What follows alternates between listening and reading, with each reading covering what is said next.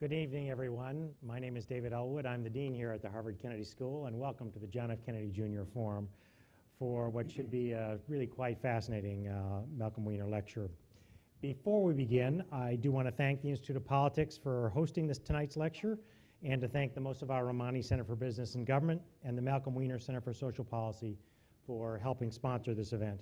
Though the person who really sponsored this event and the person for whom this lecture is named is Malcolm Weiner, and I want to say a few words about him. Now, Malcolm gets an introduction that I give to no other person. He is a true Renaissance man. And he's not only a graduate of Harvard College, though many think that's enough to be a Renaissance man. He's a veteran of the U.S. Navy, but after practicing as an attorney, he founded and chaired several investment management firms in New York more than 25 years ago.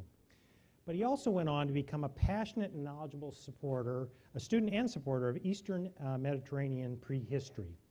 How knowledgeable? He has earned 7 honorary doctorates from universities across the United States and Europe. He's gotten several of the highest honors that various countries can bestow, literally, will there be one other American. And his topics range from emergence to growth and collapse of the first complex societies in Western world, in Crete and Greece, the relationship to civilizations of the Near East and Egypt, the question of whether warfare is a constant endemic to the human past.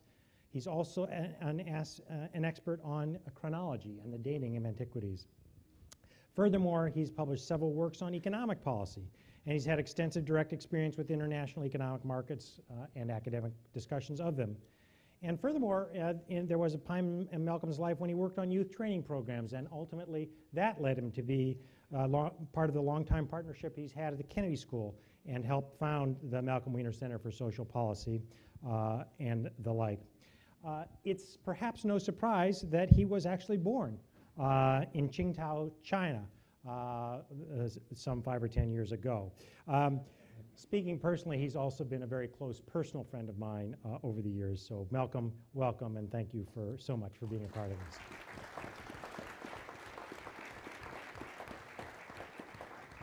I should also mention that his remarkable daughter Elizabeth is here, indeed, there's some risk that she's even more talented than Malcolm, but we would never let her know that. She's a student here at Harvard College. Elizabeth, where are you? Somewhere around? I hope she's here somewhere. Oh, she has a class, naturally. She'll be here later.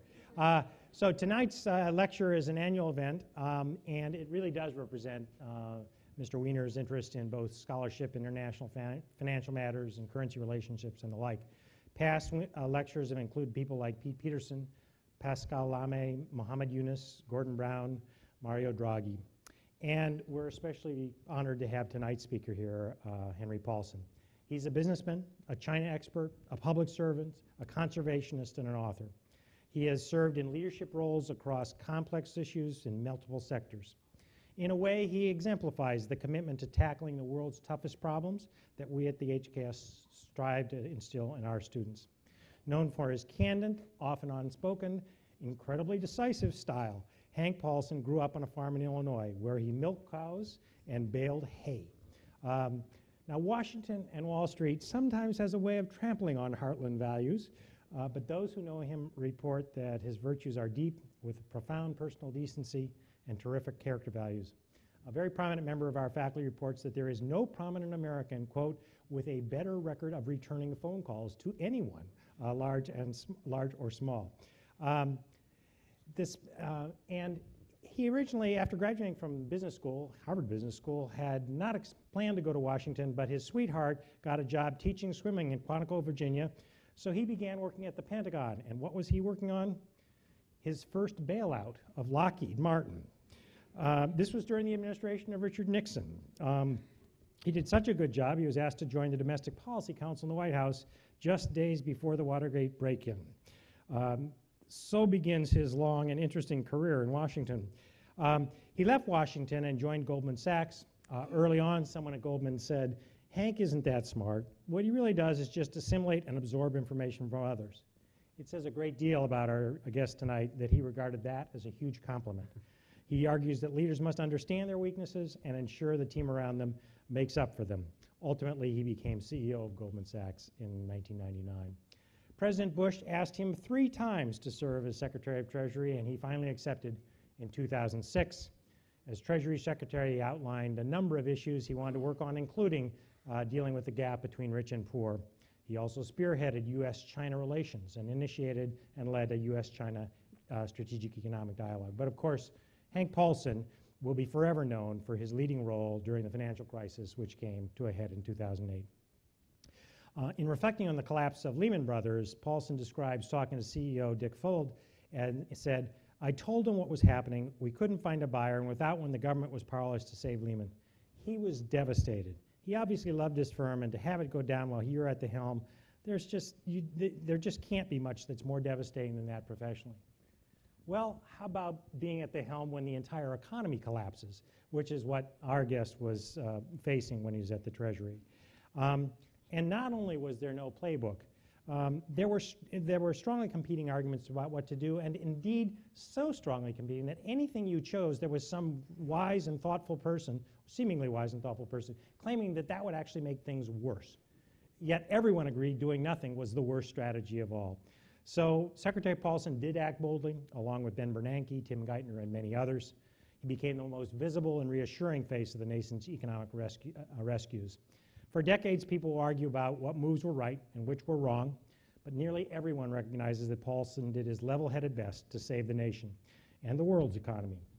He helped put together a rapid, bold, bipartisan response at a time when critics claimed that the nation's political system was dysfunctional. We endured a deep recession and a long recovery, but it could have been so much worse. Paulson spent as much of his life since leaving Treasury working to get the nation to pay attention what might be called 3 creeping crises, and that they are in the title of this discussion tonight: China, climate change, and financial risks, crisis management in a global context. His expertise in financial risk is obvious, but you may not be as aware about his expertise beyond that. Even during his time at Goldman, he visited China 70 times, indeed much of that before anyone thought China was that exciting. Someone who knows him quite well reported that after Henry Kissinger, he is the American with the closest and deepest relationships in China. That is quite a statement. He's the founder and chairman of the Paulson Institute at the University of Chicago, which does specifically focus on issues, pressing economic and environmental issues in the US and China. He's also a birder, a lifelong conservationist. He's been a director of the Nature Conservancy. And he co-chairs the Risky Business Project with former New York Mayor Michael Bloomberg and fellow conservationist Tom Steiner. The nonpartisan initiatives aimed at spurring action to mitigate the effects of climate change before the worst potential occur. He's indeed the perfect person to talk to us tonight. Please join me in welcoming Hank Paulson.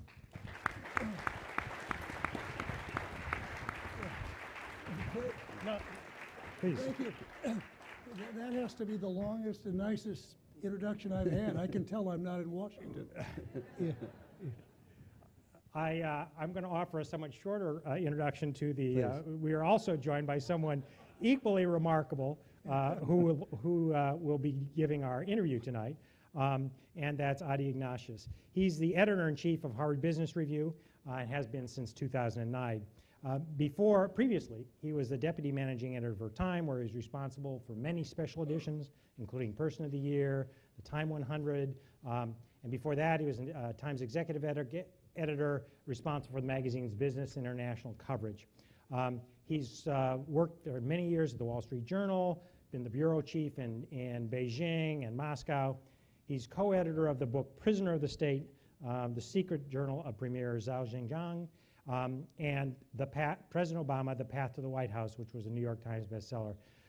Indeed, please welcome both our panelists, and I now turn it over to the audience.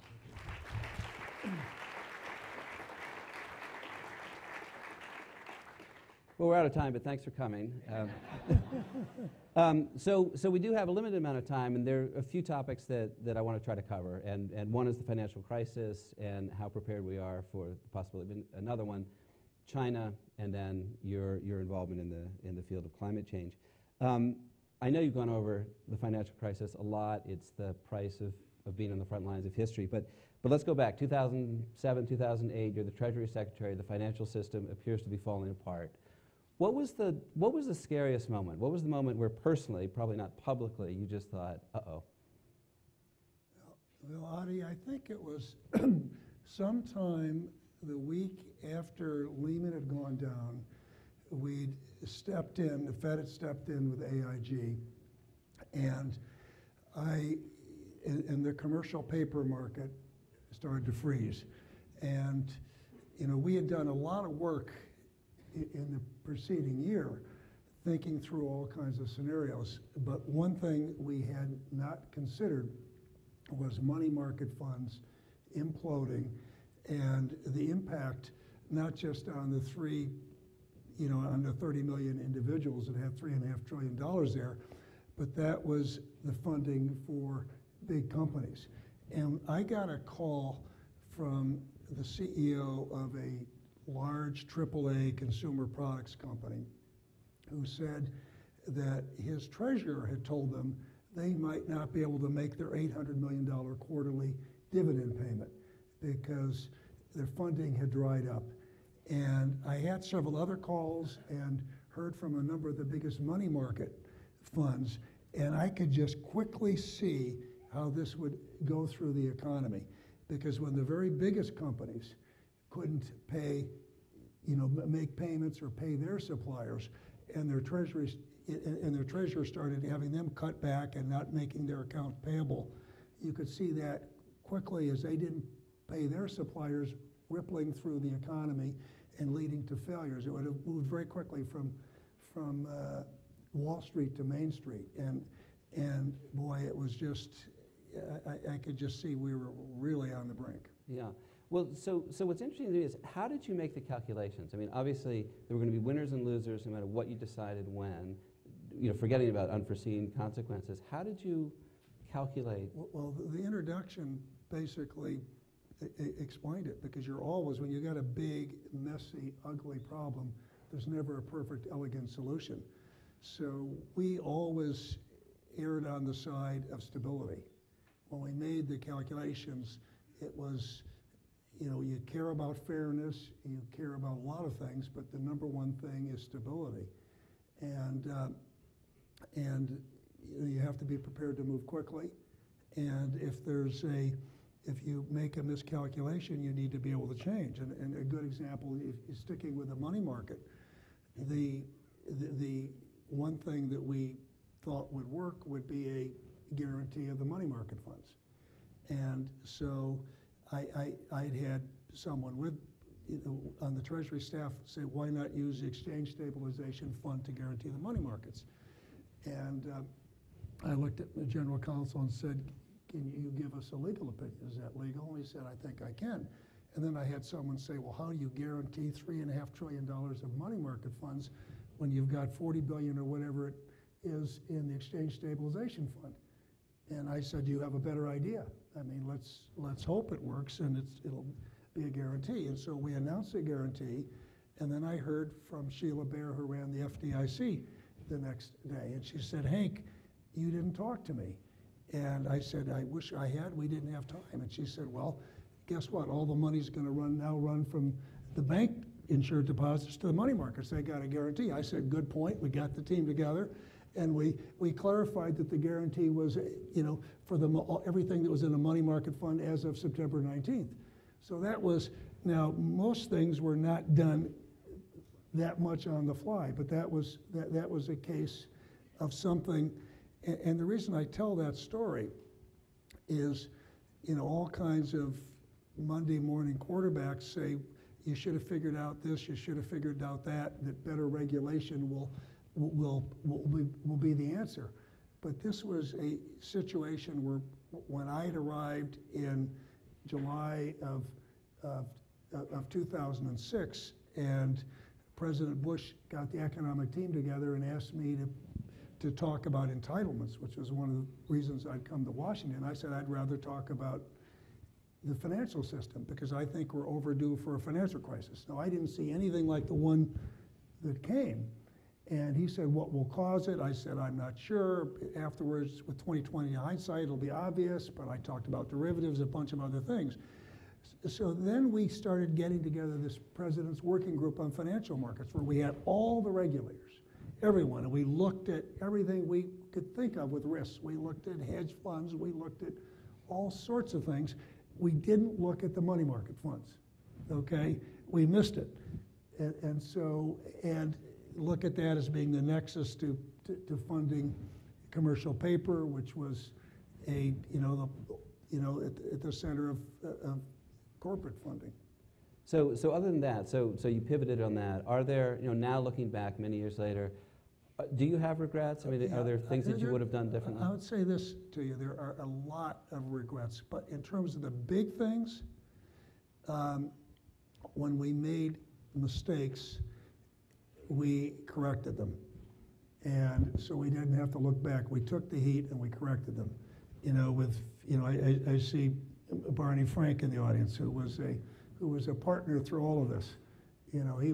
He was my binky in Congress, because he was the person there that understood the politics and the finance and the economics. A lot of people would understand politics and some would understand markets. It was seldom you could get someone to understand both. But when we went to Congress and asked for, I wanted unlimited powers, you couldn't ask for that, so we asked for unspecified.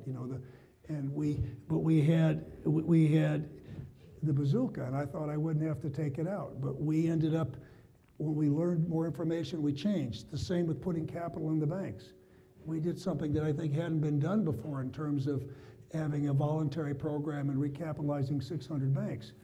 But we didn't see, I said we weren't going to have to do that, and I'm glad we changed. The things that are generally considered to be mistakes are ones like Lehman Brothers. I think a good part of the world believes that despite everything that Bernanke and Geithner and I have said, and despite the fact that I think most people that know us think we tell the truth, that there's great skepticism that there was something that was available to us that we should have done that would have saved Lehman. But we learned when Bear Stearns went down that a loan into a disintegrating into a failing investment bank, that doesn't stop a run. You need capital or you need a buyer. And we didn't have the TARP and we didn't have the wind down authorities people now have. So most of the things that I look back on today were communications failings. It's very hard to communicate and to, on the one hand, to try and explain to people what's happening without scaring them or making it worse. And it's very hard. When I left Washington, I saw some poll, I forgot where it was, where the TARP and about 90% of the people were against the TARP, and I saw another poll where 60% were against torture. And so I didn't think that was funny at the time, I'll tell you that. But as you look at it right now, you don't want the American people to think bailouts are a great thing, or we didn't have all the tools we needed. So again, I think there are plenty of things we could have done differently or better, but I think by and large we got the big things right because we were not afraid to change when we got new information. Yeah. Well, so I guess my question is, are people scared enough now? Or let's put it in the context of Dodd-Frank. We have Dodd-Frank. Is that enough to stave off the next crisis? Well, let me say, you'll never stave off. As long as you have economies and banks and governments and financial markets, I don't care what the system is, there's always going to be flawed government policies that are at the root of excesses. There'll always be financial crises. The banks will always get the blame, and they'll deserve a lot of it, but it's not the root cause. And so the key question is not whether there'll be financial crises, but whether there will be another huge one, and whether you want to step in and get them before the excesses become too great, and you want to have the tools you need to manage them. And I would say, as a result of Dodd-Frank, I think we have tools that I now that I wish we'd had. The tool to wind down a failing non-bank, without throwing it into bankruptcy. As a result of Dodd-Frank, all of the big, complex financial institutions have at least a common regulator in the Fed. They don't have the arbitrage. As a result of Dodd-Frank, they're better capitalized. As a result of Dodd-Frank, there's an effort made to have more of the derivatives trade, in a central clearinghouse. Now we got some things in my judgment that we didn't need, along with it, and there's certain things problems that still aren't corrected, like Fannie and Freddie. But I think to get to your big issue, in terms of how concerned should we be, my big concern is not the U.S. financial system. I think it's got problems, but I don't think anyone's got a better, more competitive, better regulated, better capitalized, more efficient system. And I'm not even as focused on the too big to fail issue. I'm still more concerned about Fannie Mae and Freddie Mac, that hasn't been corrected. And I'm more concerned with getting our economy on a sustainable, competitive path. Having the tax reform, immigration reform, the sorts of things we need there. Because I think if we got a healthy economy, we'll be even better positioned. And the biggest concerns I have are things outside of the U.S. that could spill over and impact the U.S. Mm-hmm. All right, so I'm going to segue clumsily to China now, because people want to hear you talk about China. But I want to start with Hong Kong, just because the whole world is watching what's happening. I know you haven't been there in a few years, and I won't ask you to predict what will happen, because that would be folly. But I lived in Hong Kong for 12 years. I lived in Beijing in '89 when the Tiananmen student movement was happening. It's hard not to make parallels. The early days of that movement, where there was a sort of euphoria, and you couldn't imagine anything going wrong until it went very wrong. But you, as David said, you've had access at the highest levels to Xi Jinping and others. How do you imagine that core leadership in Beijing is viewing what's happening in Hong Kong? To get back, so I haven't been to Hong Kong in several years. I was in Beijing in December and February and April and in July. We have 30 people in the Paulson Institute, which is an NGO which is focused on China. I've known, even when I set up the SED years ago, I stopped in Hangzhou to see Xi Jinping in September of 2007 or 2006 before going on to Beijing to see President Hu and Wen. So I'm following China carefully. So Hong Kong, well, first of all, I just like all of you, just like all of us went through the financial crisis together, all of us are watching also on CNN. So I'm watching CNN, reading the news, and when I look at all the people in the streets in Hong Kong, it looks more like Bangkok. It doesn't look like a major financial center. So it's astounding. It takes your breath away. To put it in perspective, that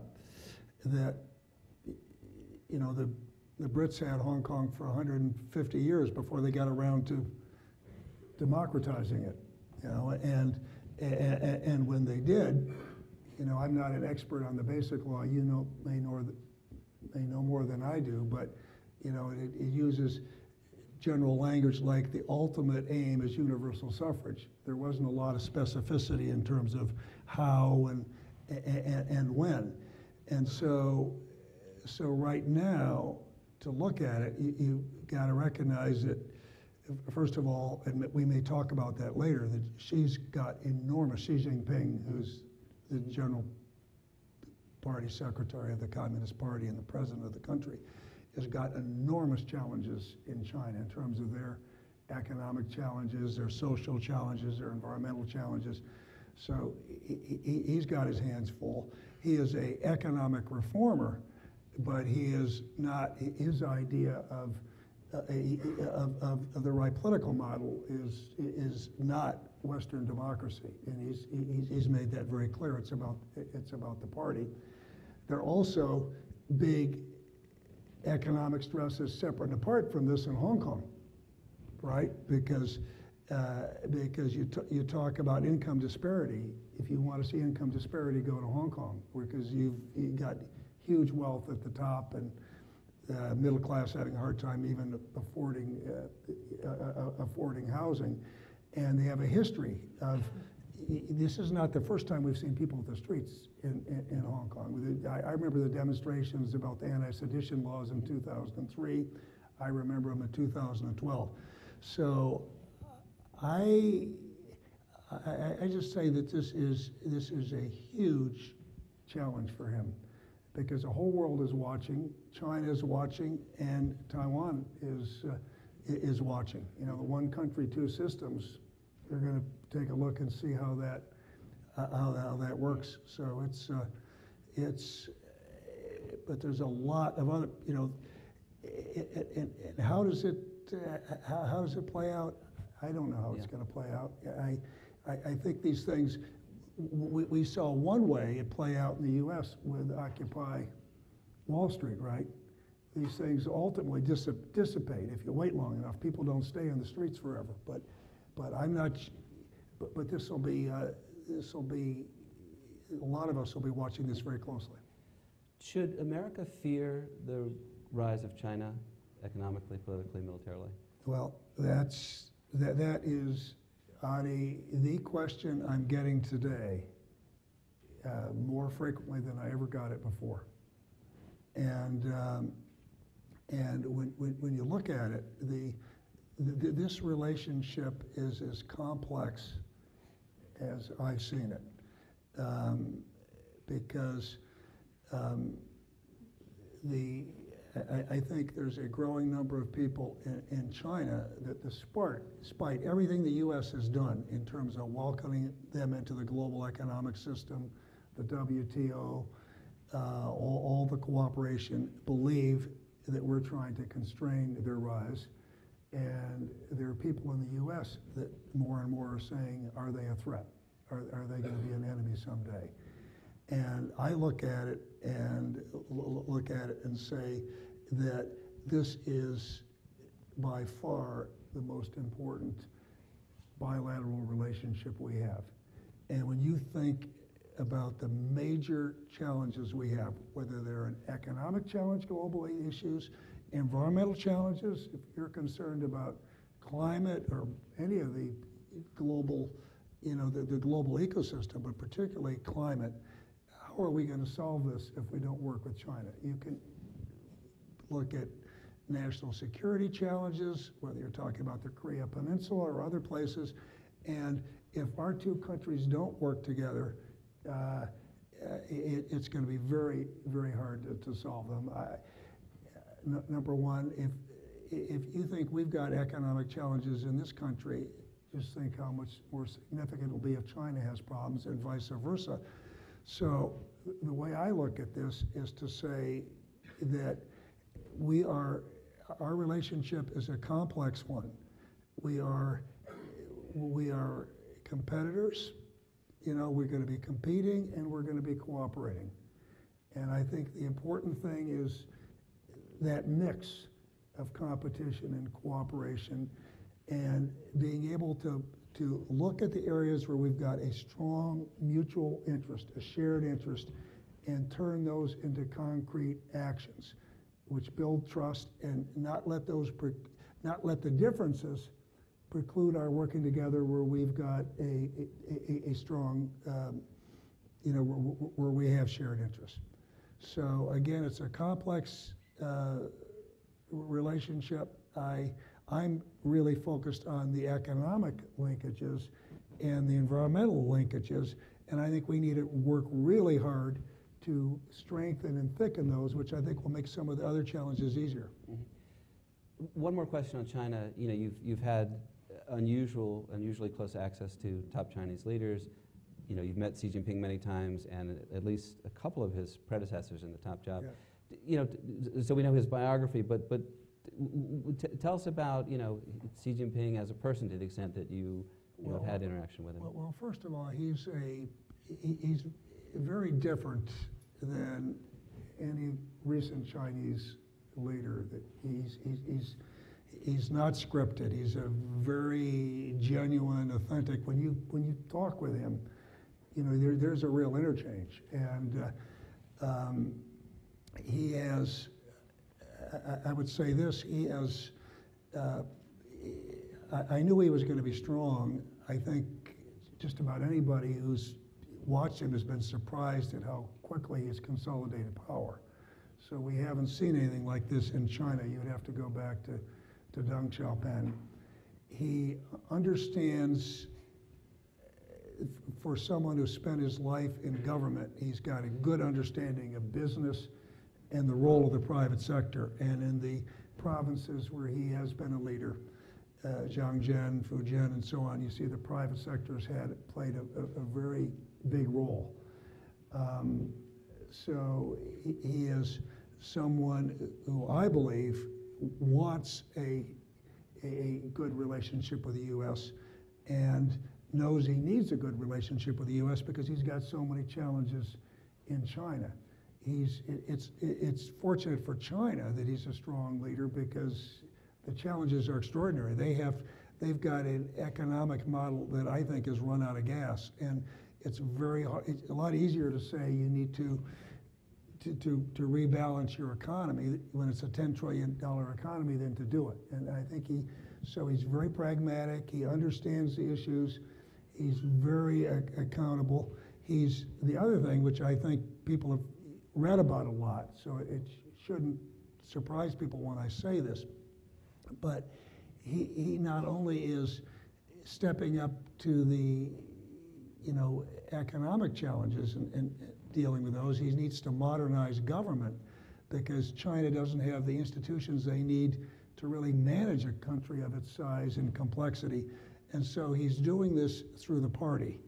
And in all the years I've been in China, I've never heard anyone talk so much about the party and strengthening the party. And I would say the one thing that if you haven't been to China recently, I think the thing that will hit people that have been there and really following it closely is you've read about the anti-corruption campaign, but unless you're there to really understand it, that when he took office, he said, if we don't deal with corruption, the party will die. And so he's attacked this with Wang Qishan, who runs the disciplinary committee. But what they're doing is they are going not just to top political leaders. And first of all, they're getting the tigers as well as the flies. So they're getting some very, very senior political leaders and business leaders. But this is throughout society. Taking people out of CCTV, going into academia, and so there's the corruption is widespread, and this is, I think, the fundamental purpose is their first step at getting at the corruption, but it's also very popular politically, and it's also taking out some of the pillars of the state economy that would be resisting reform. So this has been a huge focus. So I want to talk about our third topic, and then in a second I'll open to questions, and I guess people can line up at the various microphones.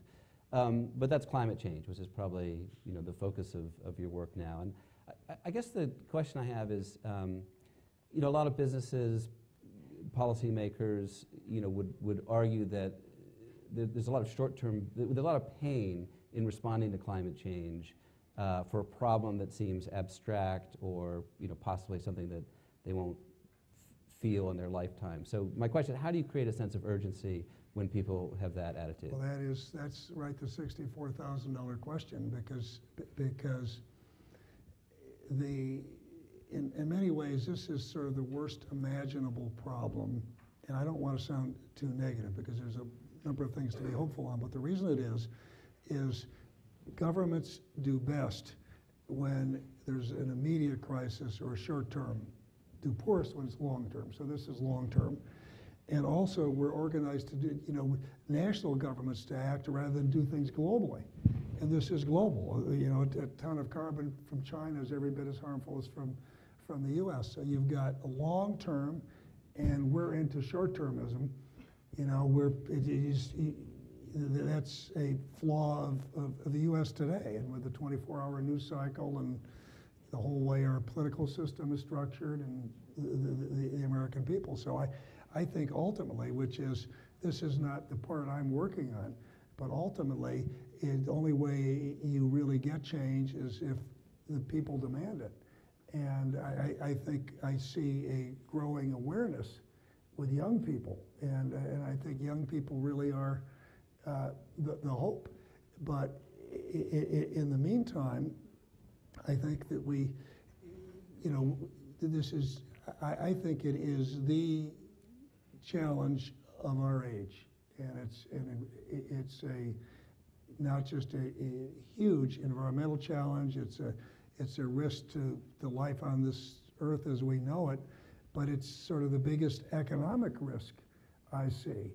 And so, Adi, the two parts that I've sort of bitten off on this to work on are, first of all, China, because China is 30% of global carbon emissions, and when you look at the numbers, they're dwarfing ours, and you look at and this is a challenge, and more than any other emerging nation, developing nation, they're certainly not emerging, they've emerged, but developing nation, they are focused on this, and they need to deal with the environment and the air quality, or the leaders won't stay in power unless they do something there. So we've got a climate change and air quality program there.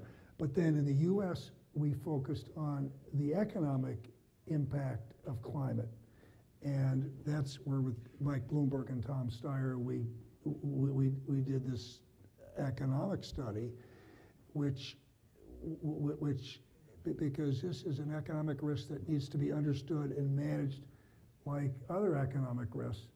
And there were two, and I try to, you see, brevity isn't one of my virtues, so I will try to get your questions quickly on this. But with what we did with this risky business study was we drilled down and looked at the economic risk of climate by region and by industry sector. And so by drilling down, you can really, I'm from Illinois, grew up on a farm state. When you look at the average, what will probably happen to the U.S. in terms of agricultural production, if you look at it in average, within the most reasonable case, it doesn't look that severe. But when you look at it regionally, you look at Illinois, Iowa, and Indiana, which will go from being temperate climates to arid, and you'll have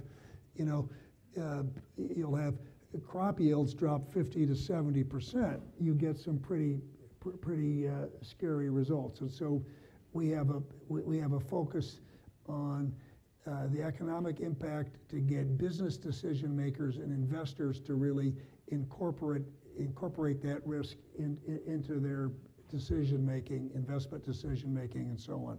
So there's that's one part of the puzzle. Mm-hmm. Well, let me open this up to questions. There are, like I say, there are microphones in several places. There are ground rules, which I'm going to read. Please identify yourself and your affiliation. One brief question, please, no speeches. End your question with a question mark. So, right here. Hi, Mr. Paulson. Thanks so much for coming. My name is Eric Hollenberg. I'm a sophomore at the college studying economics. I'm just wondering, going back to the financial crisis, how much the idea of moral hazard with the banks weighed on you when you were thinking about government action with the banks, and how much you thought, maybe with the decision with letting Lehman go under, and or kind of holding Bear up long enough to go to be sold, and how much that the idea that these banks might not have sufficient, their incentives might be a little out of whack because of the government-sponsored enterprises and things like that. How much that weighed on your decisions? Well,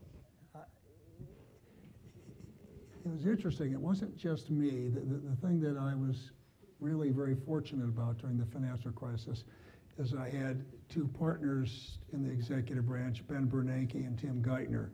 And all of us with different backgrounds, we all came at it recognizing how disastrous it'd be if the system collapsed. And so we had enough collective fear or wisdom or whatever that our number one concern was stability. So moral hazard was important, but it was secondary. You know, that the, you know, clearly when you took actions with Fannie or Freddie, for instance, there was replacing the CEOs, we did certain things with moral hazard in mind, but the number one concern was to keep us from going over the brink. We wanted to avoid economic Armageddon there. So that was number one, and a distant number two was moral hazard. Thank you. Question here? Yes. Good evening, Mr. Paulson. Right here. I can't see you. Yeah. But okay, good. Oh yeah. The guy behind the light. Yeah. Yeah, My I name got is David Rose. I'm a first-year Master in Public Policy here at the Kennedy School. And my question to you is, in terms of their effectiveness, what is the most damaging misconception that American policymakers hold of China? Oh, I would step back and say, I think generally it's the thing that concerns me the most is a lack of understanding. Okay, a view that someone that doesn't, a lack of understanding and knowledge about China would be the number one concern. And I think the thing that concerns me the most, not just about China, but just in general, are people that would like to wall off our markets, are concerned about foreign investment, are concerned about foreign trade. And so I think protectionism is something that I'm concerned about. There are plenty of people that, in government that have misconceptions of one kind or another. But China is complex. It's difficult to understand. And I'm not saying that people aren't right about some of their concerns. China does things that I wish they wouldn't do, and they're a sovereign nation, and we're going to have differences with China, and that our militaries don't like or don't trust each other, and there's plenty of things to be worried about, but that's all the more reason, as far as I'm concerned, to look for ways to work with them and to thicken the relationships where we have that mutual interest, recognizing that they respect strength, and we've got to be strong, economically, militarily, diplomatically, and I'll say one other thing, which is not a direct answer to your question, but it's related. I think the most important thing we can do in terms of our relationship with China is keep strengthening the U.S. economy and being strong ourselves. But there's plenty of knee-jerk reactions about China that are wrong, but I think it's really much more than anything else. We need to have the confidence in our own system, in our own economy, not to be afraid to compete, and not be afraid to keep our markets open while we're pressing them to continue to open theirs. Okay. Question here, the other balcony elevated mic. Hi, I'm Jenny. I'm a junior at the college. And I had a question about incentives. So I was wondering what your thoughts were. Do you think that China is better poised to address it, to pursue policies that mitigate climate change because they don't have to be accountable to a public who's concerned about, short-term concerns? Or do you think it's the opposite? Do you think that in the long term, the U.S. will be better poised to pursue climate change mitigating policy because they're accountable to a public who has growing concern about climate change and the environment? Well, we are so much farther ahead than China when you look at what's happening to our emissions. So even though China has taken some extraordinary actions that I might not have expected to invest in new clean technologies, close down dirty plants, et cetera, that all of this has been blown away by breakneck growth. So to me, China has a huge problem, okay, that how do you keep growing and clean up the air, which is, ranks way ahead of climate in terms of the Chinese. They care about climate, and a lot of the things they're going to do to clean up the air, are also going to make a big difference with climate as they work to increase energy efficiency and bring on new clean technologies. So to me, it just is a huge challenge they have. They're focused on it, but we are, even though we don't have the policies in place I'd like to have us have, and I think one of the reasons why we need to put them in place is it's going to give us more leverage with the Chinese. I just think that their problems are just a different level of magnitude than ours. Hello, I'm Amit Tambre. I'm a first-year Master in Public Administration candidate here. My question is regarding renminbi.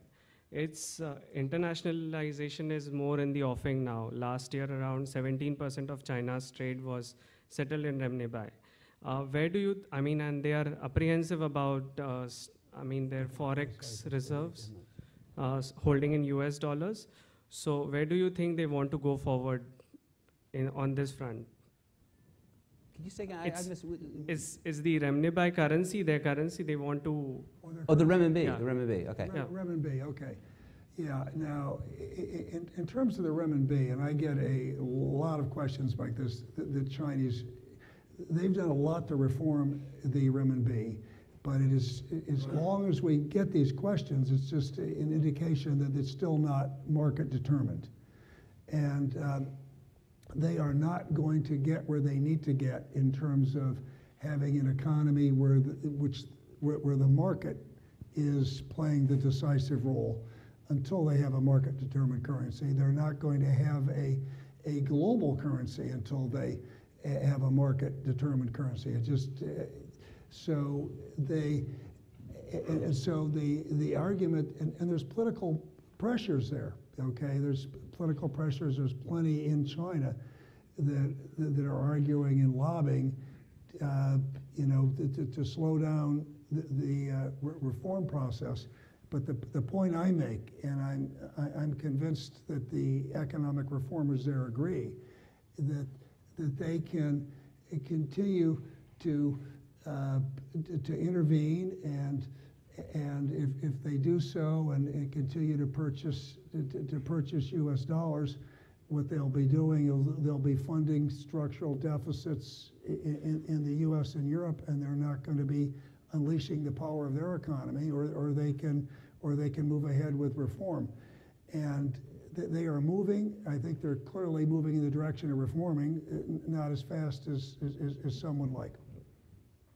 Thank you.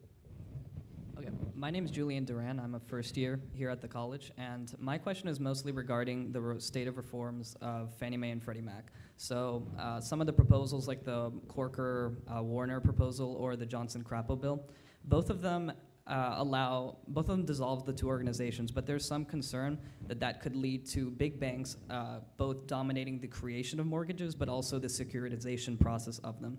How do you respond to these concerns, and do you feel these reforms are nonetheless necessary?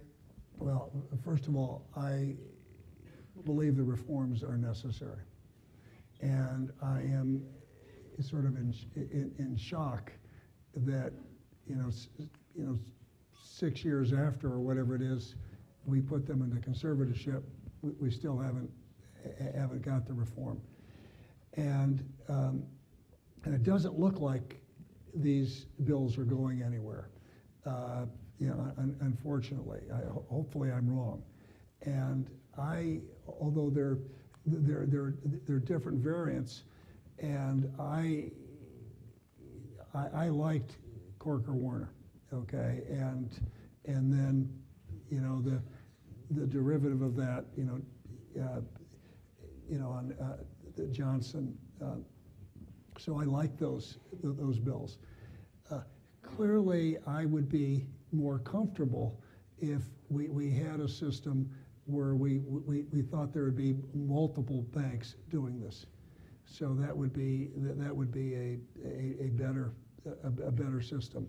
But right now, where I am, and Barney Frank knows I feel this way because I got to know him when in late 2006 when I saw people on one side want to take an extreme position, people on the other side take an extreme position, and I got permission from George Bush to go up and negotiate with Barney and work out a compromise. And so where I really am is I'm not on which variant is better. I'm willing to take half a loaf because I think where we are right now is the government is, when you look at it, and I don't know what the latest percentage is, but the last time I looked, it was well over 80% of mortgages had some kind of government support, which means that the market is not setting the price, which I think you're just setting yourself up for a problem down the road. Mr. Paulson, thank you for being here. My name is Piti Shok. I'm an MPP candidate here at the Kennedy School, and I'm also a proud alumni of Goldman Sachs. My question to you is that what made you decide to take a pay cut and decided to go back from the private sector to the public sector? And other than the fact that the president called you 3 times. And a lot of us here are interested in pursuing public service in the future. So do you have any advice for us? That's an interesting question.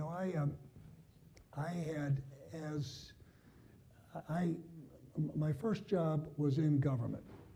And, after Watergate hit, and the Watergate break-in took place 6 weeks after I joined the White House staff.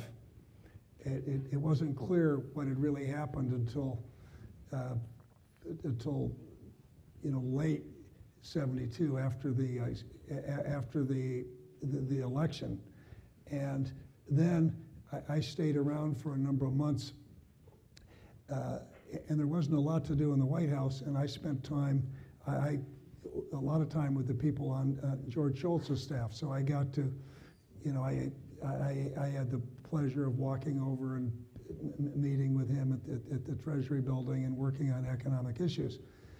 So then, when I was running Goldman Sachs, and I got the first approach, I turned it down, and I had a lot of people around me saying, what could you do, in the last 2.5 years, working with a president who was at 28% in the approval ratings. Mm-hmm. And I was turning it down, and I was scheduled to meet with, they come back to me the second or third time and asked if I would have a dinner with the president in the residence the night before the president of China was going to be there for a lunch that I was invited to. And I turned that down at the last minute because I thought, gee, I'm not going to meet with the president and tell him no, and there's no way I'm going to come down and work with him. And as I was walking out, it was a beautiful day, and I was looking at the Treasury building, and my wife, Wendy, looked at me, and she could see I looked sort of glum, and she said, I hope you didn't turn it down because of me. And of course, she was lobbying me very hard not to do it. She said, because it was important to you, sweetie, I would have said yes. And I said, oh, no, don't worry about it. Well, when they came back a couple of weeks later, and I think then it was Jim Baker that had called, it had occurred to me that maybe one of the reasons I had turned it down was fear of failure. That I went around and I talked to audiences like this, and I'd say, welcome change, change is your friend. But of course, none of us really like change all that much. And we all say we do. And I couldn't think of many people that have gone to Washington in a cabinet and left with a higher reputation than they came with. And so when I realized that it might be fear that was driving that, I immediately, just reversed it and said, I'll do it. And when I told Wendy, she was devastated, just devastated. Couldn't believe I'd done this without, and my mother was even angrier, just really mad. Said, you started off working for Richard Nixon and now working with George Bush. You should be ashamed of yourself. And she was, and she was crying and everything else. But I would tell you, it would have been such a mistake if I hadn't done it. And I can just say, even I was glad I was there for the financial crisis, but even without that, if anyone goes into these jobs, it's extraordinary the things you could do. Without the financial crisis, I had the opportunity to set up the SED with China, the opportunity to set up an environmental department at Treasury. There's just a lot that can be done, and I encourage people, you read so much bad stuff about Washington, but trust me, there's a lot of smart people working very hard. No one's going down there trying to do a bad job. And you don't get me sitting in the peanut gallery criticizing them, because I've had it come in the other direction.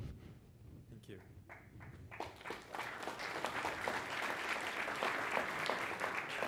All right, so we have time for maybe, two or three more, one more question, maybe two if they're fast. So here. Good evening, Mr. Paulson. Thank you so much for speaking here tonight. My name is Victor Kamenker. I'm a sophomore at Harvard College. So in some of the rhetoric that goes back and forth about climate change, officials in the United States say that countries like China and India need to start pulling their weight in terms of being sustainable because of the amount of emissions that they're creating, with the response generally being, well, the United States has been emitting for so much longer that you need to also be, or that the United States also needs to be becoming more sustainable. Do you anticipate this back and forth becoming an issue between the United States and China? And if so, how could it possibly be resolved? Well, it's already an issue. It's a huge issue because, they will cite, and other developing nations will cite the carbon emissions per capita, okay, and what we've already done. And so it is a significant issue. But if the two biggest countries, biggest economies, largest emitters of carbon, largest users of energy, aren't able to find common ground there's not a lot of hope. And that's why I think it is so important that we get our own house in order and show leadership. And I think that there's going to be, there's growing pressure internally for China to do some of the things that they're going to need to do and that they're going to have to do. And there's going to be increasing global pressure for China. And there's a huge opportunity here because we innovate like no one else in the world. No one can roll out new technologies and test them quicker, in scale than China can. And that's going to be the key ultimately to solving this, is developing and deploying technologies that can be used, on a cost-effective basis in the developing world. And so this is not easy, but I happen to think it's an area where they have made progress, and I think the two governments are going to continue to make progress. And I think there's a lot that can be done with NGOs and with experts from both nations and so on. So it's not easy, but there's few things that are really important in this world that are easy. Okay, and the final question. I know a lot of people have been hoping to ask, but final question. My name is Chris. I work in technology. My question is about financial risk and economic risk as it pertains to national surveillance.